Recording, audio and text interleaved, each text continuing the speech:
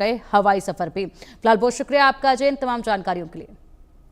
बढ़ेंगे अब आगे। भारी बारिश से उत्तराखंड के रुद्रप्रयाग में लैंडस्लाइड हुआ। बारिश के चलते बद्रीनाथ मार्ग पर भूस्खलन हुआ है। बद्रीनाथ मार्ग को सुचारू करने का कार्य अभी जारी है। बारिश के कारण उत्तराखंड में कई जगहों पर लैंडस्लाइड हुआ है, जिसकी वजह से चारों तरफ इस वक्त हाहाकार जैसे हालात बने हुए हैं। ये तस्वीरें आप देखिए, लैंडस्लाइड हुआ, एकाएक कर ये मलबा जो है वो सड़क के बीचों बीच आया। उसके बाद पूरी तरीके से रास्ते जो हैं वो प्रभावित हो रहे हैं और ऐसे में यहाँ पर इस मलबे को हटाने का काम भी किया जा रहा है। मानो जैसे यहाँ पर एक नया पहाड़ सा बन गया हो, कोई रास्ता जो है वो पहाड़ ने अपने लिए खुद के लिए निकाला हो। बिल्कुल तस्वीरें यही बयान कर रही हैं। और लगातार जिस तरीके से बारिश का सिलसिला जारी है, ऐसे में पहाड़ी इलाकों में इस वक्त खतरा बेहद ज़्यादा मंडरा रहा है और इसी के चलते यहाँ पर लैंडस्लाइड हुआ। अलग अलग इलाकों से लैंडस्लाइड की खबरें सामने आ रही हैं। लोगों से बार बार अपील की जा रही है कि पहाड़ी इलाकों में सफर करने से इस वक्त बचना चाहिए, नहीं तो बड़ा खामियाजा आपको भुगतना पड़ सकता है। ये तस्वीरें आप देखिए, मानो जैसे ये कोई एक पहाड़ ही बन गया हो नया। यहाँ पर बिल्कुल इसी तरीके से सब कुछ टूटता हुआ मलबा नीचे आकर गिरा है। पहाड़ से चट्टानें टूटती हुई नीचे आ गिरी हैं।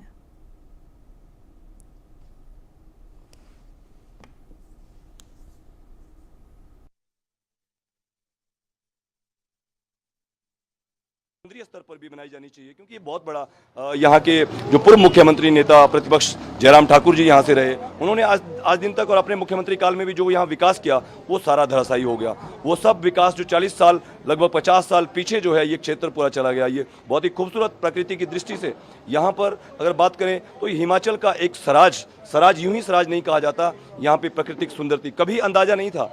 पहाड़ों पर सुरक्षित जगह होती है, सुरक्षित जगहों में कभी ऐसे हादसे नहीं हुए थे। ये अपने आप में एक बहुत बड़ी त्रासदी है। लोग अभी यहाँ पे बसों की आवश्यकता है। सरकारी बसें सुंदरनगर से मंडी से जिला मुख्यालय से कनेक्ट किया जाए, क्योंकि लोगों को बार बार वहाँ जाना है। लोगों के बच्चे बाहर जो पढ़ते हैं, नौकरियाँ जो करते हैं, वो आए हैं, वो वहाँ रह गए हैं, यहाँ घर बह गए हैं, तो लोगों को लगातार जिला मुख्यालय भी जाना है। कुछ बसें यहाँ से रात्रि के समय में भी और दिन के समय, ताकि लोगों को आने जाने में ना तो पैसे लगें, और ये सरकार की तरफ से वेलफेयर स्टेट है तो ये होना चाहिए। लोगों के लोन माफ़ किए जाने चाहिए।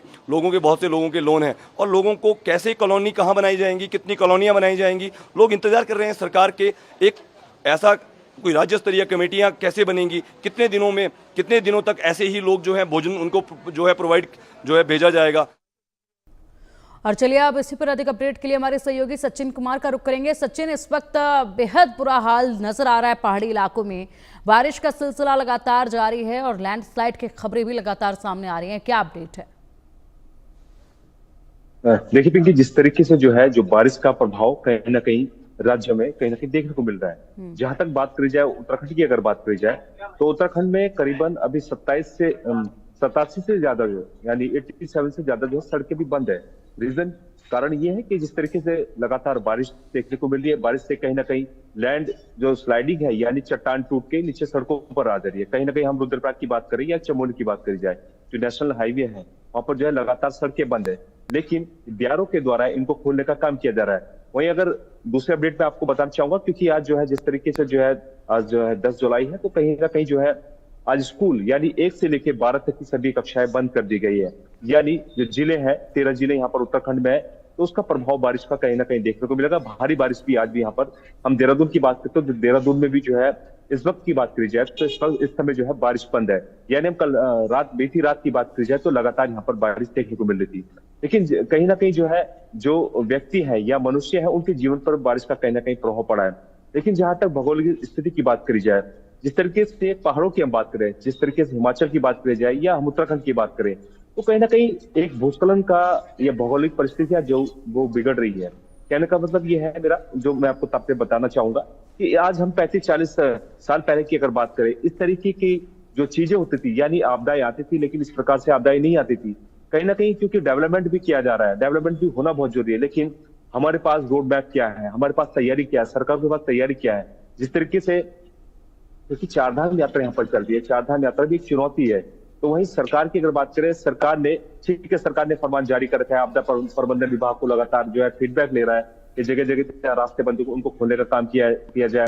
मौसम अगर बिगड़ता है तो यात्रियों को अलर्ट किया जाए कि भाई उत्तराखंड में बिल्कुल भी ना आए। लेकिन सबसे बड़ी बात यह है कि जो लोग यानी अन्य राज्यों से उत्तराखंड की तरफ रुख कर रहे हैं, चारधाम यात्रा में आ रहे हैं, उनके लिए साफ तौर से संदेश है आज भी एक, क्योंकि सरकार भी अपील कर रही है और एक लोकल नागरिक के नाते में इंडिया न्यूज के माध्यम से ठीक है। कहना चाहूंगा, जो दर्शक देख रहे हैं, आप बिल्कुल भी जो है उत्तराखंड की तरफ फिलहाल रुख ना करें, क्योंकि जिस तरीके से सड़कें बंद है, बिल्कुल सचिन, बारिश लगातार का यही देखने कहा को जा रहा है कि पहाड़ी इलाकों में इस वक्त जाने से बचें, क्योंकि आफत ही आफत चारों तरफ नजर आ रही है और किसी बड़ी मुश्किल में लोग फंस सकते हैं। इसलिए लगातार यही अनुरोध जो है लोगों से किया जा रहा है। फिलहाल आप नजर बनाए रखिएगा। बहुत बहुत शुक्रिया अभी इन तमाम जानकारियों के लिए।